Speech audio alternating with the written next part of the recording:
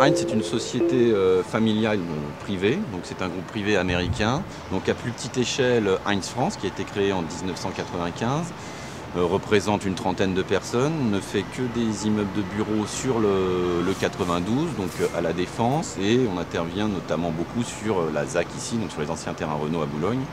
Donc les sujets ici que nous avons faits sont le siège social de l'équipe qui est juste derrière nous, le siège social d'Ipsen qui est aussi derrière vous là, et le siège social de Carrefour. Et là actuellement nous sommes sur le siège social des laboratoires Roche qui est un immeuble réalisé par Jean Nouvel.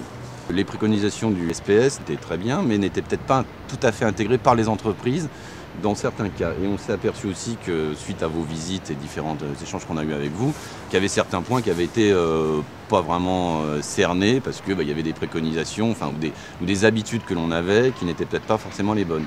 Donc on a été amené à faire évoluer certaines méthodologies et d'autres qu'on a gardées avec des contrôles plus réguliers. C'est-à-dire qu'on avait prévu les ascenseurs, les plateformes, même les protections en façade. Tout ça était déjà intégré pour éviter donc, ça soit, déjà d'une que ça soit budgété et puis qu'il n'y ait aucune discussion possible après avec les différents intervenants pour qu'ils cherchent à faire d'autres solutions plus simples et plus économiques. Le maître d'ouvrage a prévu donc dans ses pièces écrites que vous puissiez travailler sur des plateformes sur mât. Pouvez-vous nous parler de son utilisation et des avantages que cela procure? Les avantages, déjà, au niveau des terrasses, il n'y a que ça qu'on peut installer. Et pour monter, mettre dedans et les outils, même pour nous, c'est stable, c'est bien ça. L'intégralité des façades de la tour, par exemple, a été réalisée sur la base de BIMA ou de Monoma. Donc le fait d'avoir anticipé ces éléments nous a permis d'établir des plans de rotation, d'optimiser l'utilisation de ces matériels et surtout de les partager, de les mutualiser avec les différentes entreprises intervenantes. Le maître d'ouvrage a mis en service des ascenseurs, les ascenseurs définitifs à l'usage du chantier.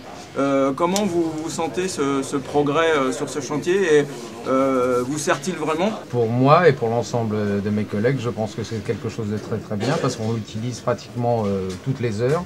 On a besoin de monter et descendre du matériel et même pour nous, pour qu'on puisse transiter au niveau des plateaux, c'est un gain en temps et c'est une économie pour nous physiquement. On arrive à la fin de la journée, on voit quand même qu'on est moins fatigué que d'habitude si on ne devait pas emprunter les escaliers par exemple.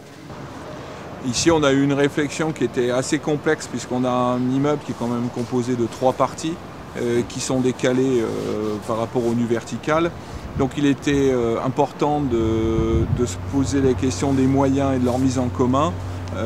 En sachant qu'il fallait que cette mise en commun soit pertinente par rapport aux différents corps d'État qui intervenaient en façade. Toutes les suggestions qui sont liées à ces mises en œuvre sont intégrées au CCTP.